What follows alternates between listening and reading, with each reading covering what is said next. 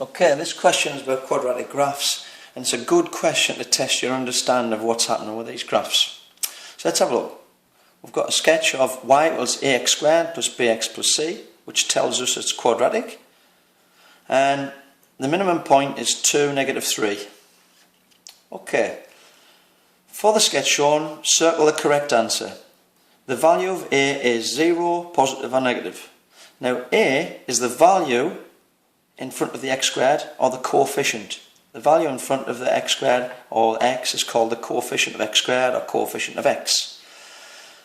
So the coefficient of x squared is a in this case, and we can see the curve goes like this, like a U shape. Now for it to be this shape, this value in front of the x squared has to be positive. Either 1x squared, 2x squared, 3x squared. If it was negative, it would be upside down. And if this was 0, it would have no x squared. And if you have no x squared, that term would disappear and you would just have bx plus c, which is the same as y equals mx plus c, which is a straight line. So it's got to be positive for that. Okay, value of c. This is the constant at the end, and this is where the curve or line or whatever will cut the y-axis. And as you can see, it cuts the y-axis below the x-axis, so it is, the value of c is negative. Solutions of ax squared plus bx plus c equals 0 are. Now the solutions are the roots, or where the points where the curve cuts the x-axis. And the reason being is this 0 means y equals 0, and the equation of the x-axis is y equals 0. So that means this curve when y equals 0, or when it hits the x-axis. So you can see one of them is negative and one of them is positive.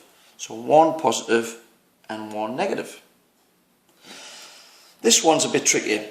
The number of solutions of ax squared plus bx plus c equals negative 6 is. So how many solutions are there? Now if I have a look at this, if I took this 6 over, we get c plus 6. So that means the curve is going to be moving 6 places up. So if we look, we've got minus 3 here. Have a look, if I move that 6 up, it's going to be up there somewhere, like that.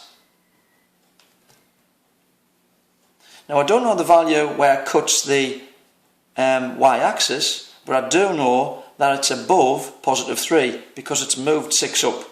So that means there's got to be no solutions, because as you can see from this curve, it doesn't cut the x-axis, so that means there are no solutions. The last one, the equation of the tangent to y equals ax squared plus bx plus c at 2, negative 3 is this. So now, 2, negative 3 is this value here. So the tangent to that is going to be horizontal. So if it's horizontal, as you can see, if we go back to this one again, the x-axis has the equation y equals 0. This is 3 further down, so this would be y equals minus 3. And let's have a look. Yeah, n1, y equals minus 3.